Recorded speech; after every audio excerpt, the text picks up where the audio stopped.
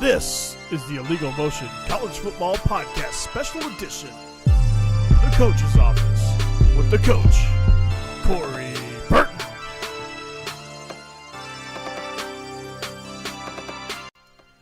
All right, welcome in. It's the Illegal Motion College Football Podcast. Actually, this is a special edition of the Illegal Motion College Football Podcast. I'm the coach, Corey Burton, and you are inside of the coach's office. So, inside the coach's office, I'm going to tackle a lot of football-related topics that probably wouldn't make the show regularly because we are focused on game breakdowns, game recaps, and super special headlines and quick slants and things like that, and also picking against the spread, which, if I have to say, I kind of won the picks. So, that probably won't ever happen again. I'm just going to chalk it up to good luck. So, that being said, let's dive right in. Have you ever heard of a preferred walk-on? Yes. Or its abbreviation, they refer to them as the PWOs. Okay. Anytime you see those scholarship presentations, you know, such and such got awarded a scholarship via, busting a balloon, or at practice he caught a punt that had a piece of paper wrapped around it and it was a scholarship offer, or, things like that. And everybody goes nuts and it's a big social media event. So what I wanted to do was actually take a look at that, analyze it, and just kind of see take you behind the scenes almost to what those things actually are and who those people actually are. So what a preferred walk-on is somebody that wasn't quite good enough to get offered a full scholarship right out of high school. So what these coaches will often do is they'll take these kids that might have FCS or Division II or Division III or NAIA offers, or something like that, where they're good enough for somebody on the lower level, but they will say, hey, why don't you come walk on for us? And that simple invitation is enough to kind of get the ball rolling, and then you can actually sign as a preferred walk-on. So what that actually means is you're not really signing a full scholarship. It just means that, as a freshman, you can report with the other scholarship freshmen. You get the academic, what's the word I'm looking for here? You get the academic support. That's what I'm looking for. I had a brain fart. It's the Thursday before spring break. I'm just thrilled to death to enjoy my spring break. So excuse the brain farts. They don't happen very often. But anyway, they get the meals. They get if they make a special team or whatever, they get to travel. They have a chance to make a travel squad.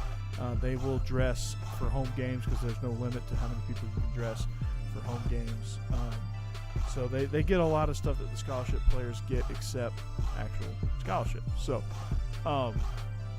also, what happens when they get offered the scholarship via social media and that whole hoopla that I just went over, what actually happens is those are actually the one-year deals that people are kind of like, well, that's not fair.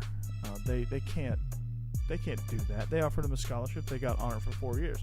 No, that's not true. The 4-year guys, well, actually, technically, I think scholarships are a year-to-year thing. So if you get kicked off the team, that your scholarship is null and void, and that full scholarship then carries over to the next year, the next signing class, and whatever. So it's almost kind of like getting released from a contract, or actually, it is like getting released from a contract.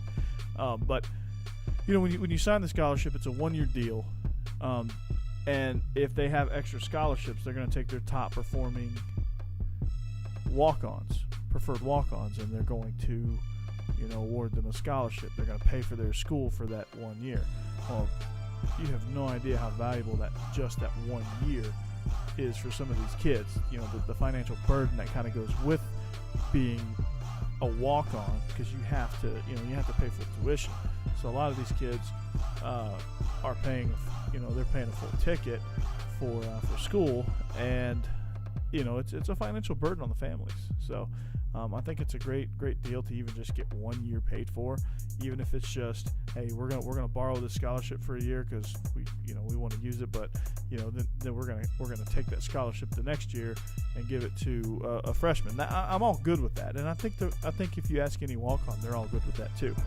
And in a lot of cases, these walk-ons can get academic money. They can package some things together and get some money elsewhere where they don't have to pay that full ride deal coming into college. Some of these kids can come in on, and I've seen it where you come in on a full academic scholarship and you just walk onto the football team, and there's contributors that do that at certain places, and certainly at the FCS level, particularly they get creative with that kind of stuff because they take a full academic ride and say, well, hey, you got a full academic ride, we're going to offer this kid that's kind of questionable, so why don't you walk on?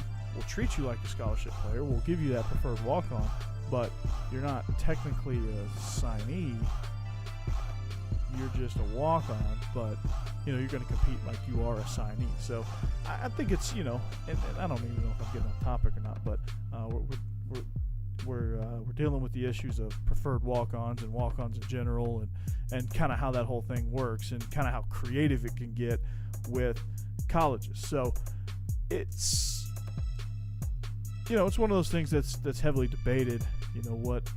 What's the deal with the walk-ons when there's a whole issue of debate of whether or not walk-ons can get scholarships or not, or whatever the deal is with that.